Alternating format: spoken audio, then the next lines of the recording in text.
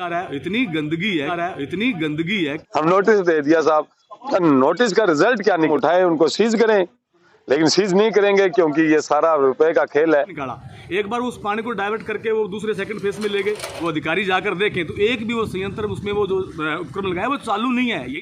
प्रदेश में सबसे ज़्यादा प्रदूषित शहरों में हनुमानगढ़ है शुमार।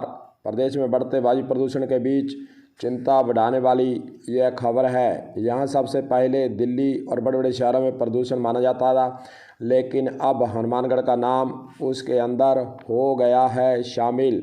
प्रदेश के इन शहरों के सर्वाधिक वायु प्रदूषण को देखें तो हनुमानगढ़ के अंदर 171.6 और चरम सीमा 339, धौलपुर 146.3 और 280 चरम, बेवाड़ी 136। जहाँ बेवाड़ी को पहले सबसे ज़्यादा प्रदूषित माना जाता, लेकिन हनुमानगढ़ 171.6 पर औसतन पहुंच चुका है। चिंता की बात।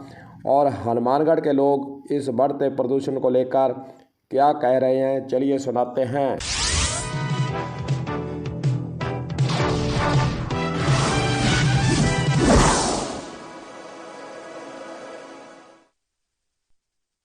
इतनी गंदगी है कि वहाँ के जो इलाके के नज़दीक के जो खुंजा के ग्रामीण हैं, बासिंदे बड़े परेशान हैं। और दूसरी परेशानी हमें ये समझ में नहीं आ रहा, जब से नए कलेक्टर साहब आए हैं ऐसा दिन नहीं निकल रहा जिसमें 4-4 मीटिंगें नहीं हो रही। मीटिंगें लगातार हो रही हैं, आज भी मीटिंगें पे मीटिंगें चल रही हैं, लगातार हम देख रहे हैं, लेकिन धरातल पर कुछ नज़र नहीं आ रहा। एक्शन क्या है, कोई नज़र नहीं आ रहा। जब ये कलेक्टर साहब एक्शन करेंगे, ये मालिक हैं इस जिले के, अकेला चेतावनी देने से काम नहीं। जो पिछले की सरकारें थी वो भी तो चेतावनी दे रही थी, लेकिन उसका स्थायी हल नहीं निकाला। एक बार उस पानी को डाइवर्ट करके वो दूसरे सेकंड फेज में ले गए, वहाँ भी एक डिग्गी उसको बनवाई उसका दिया, लेकिन उसका स्थायी जो हल है उस पानी का ट्रीटमेंट किया जाए। उन फैक्ट्रियों के जिनमें वो ETPT सिस्टम लगता है, अगर वो नहीं है तो उनको सीज किया जाए।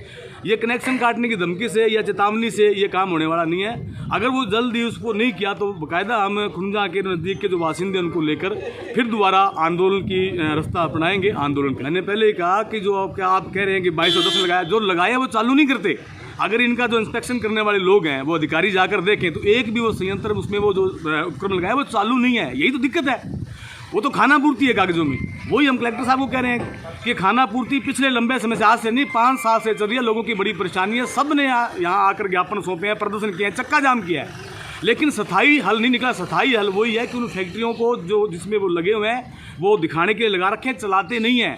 वो बाकायदा चलें तो वो प्रदूषण होगा ही नहीं, गंदा पानी आएगा नहीं, उसमें साफ पानी निकलेगा। बाकी उस पानी को ट्रीटमेंट करने से उसका हल होगा, न कि वहाँ छोड़ने से।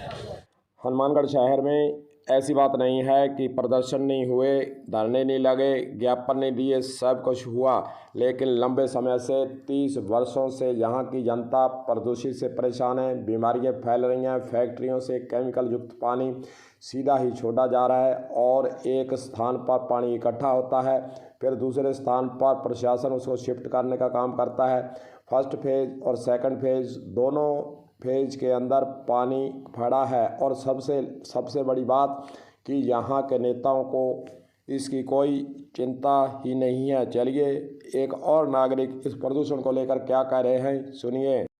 रिको एरिया के फर्स्ट और सेकंड फेज में जो स्थिति बनी हुई है उस संबंध में अपने पहले भी बहुत से प्रयास किए गए और ये कोशिश की गई कि वहाँ से गुजरने वाले, वहाँ काम करने वाले मजदूरों का स्वास्थ्य अच्छा रहे, लेकिन बड़ा करप्शन है, बड़ा भ्रष्टाचार है और यही कारण है कि आज रिको के सेकंड फेज में और फर्स्ट फेज में जो प्रदूषण वायु और पानी का, जिस तरह जहरीला पानी निकल रहा है, इसको लेकर रास्ता रोका गया और जो बदबू है, जो सेक्टर ये खुंजा के वार्ड 1 नंबर 2 नंबर 3 नंबर है, वो सारे लोग प्रभावित है। लेकिन ये सारी चीजें अधिकारियों के नॉलेज में होने के बावजूद भी ये भ्रष्टाचार की भेंट चढ़ रहे हैं। हमारा तो ये कहना है कि इन पर कार्रवाई करें और जो भी इसका उल्लंघन फैक्ट्री वाले कर रहे हैं या जो डिपार्टमेंट है वो कर रहा है तो उस पर कार्रवाई होनी चाहिए। नोटिस है ना, ये सबसे निम्न स्तर की कार्रवाई होती है और ये कार्रवाई की शुरुआत होती है। नोटिस ही दे रहे हो, उसके आगे क्या बढ़े, आपने कदम क्या बढ़ाया? आपने जितनी STF के कह दिया, उन्होंने उनकी जांच की, उन्होंने लगा लिया, जिन्होंने नहीं लगाई है उस पर आप क्या कर रहे हो?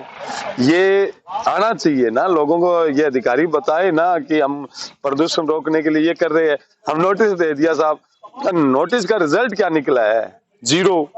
फिर उस नोटिस का मतलब कि अगले कदम उठाए, उनको सीज करें, लेकिन सीज नहीं करेंगे क्योंकि ये सारा रुपए का खेल है। बड़े बड़े फैक्ट्रियों के मालिक हैं, वो सत्ता के अंदर भी है, सभी जगह वो है, इसलिए ये तो होगा ही नहीं। लोगों का यही आरोप राजनेताओं को रहती है, वोटन की चिंता। फैक्ट्रियों का कार्रवाई करवाएंगे तो वोट कट जाएंगे, उनको अपने वोट चाहिए।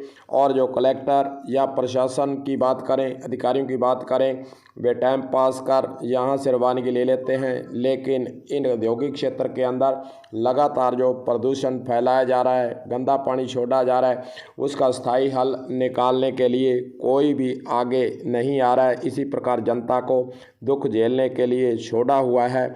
अब देखते हैं आगे क्या होता है। ऐसे ही यहाँ की जनता इसी पीड़ा के साथ अपना जीवन व्यतीत करने के लिए, अपना जीवन ऐसे चलाने के लिए छोड़ दिया जाता है। कलम न्यूज़ के लिए गुरदेव सिंह सैनी की हनुमानगढ़ से खास रिपोर्ट।